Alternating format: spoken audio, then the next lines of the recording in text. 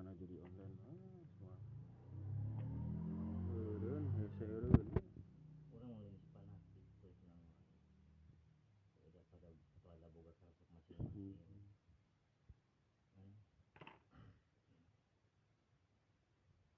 aing oge heuh siasa banget ya ngaralaman yang aneh tapi kai pisan aduh kan aduh udah kenal jadi di udah kenal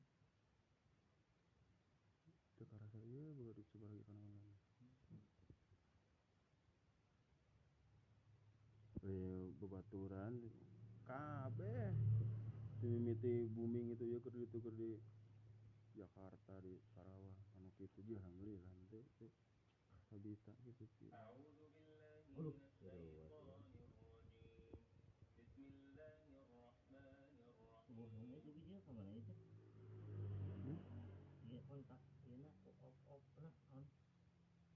Ya on. Asal nama kitu, teh kitu. Nah.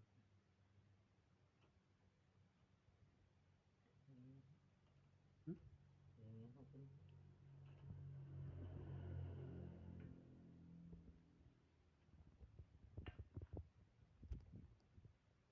Oh benar.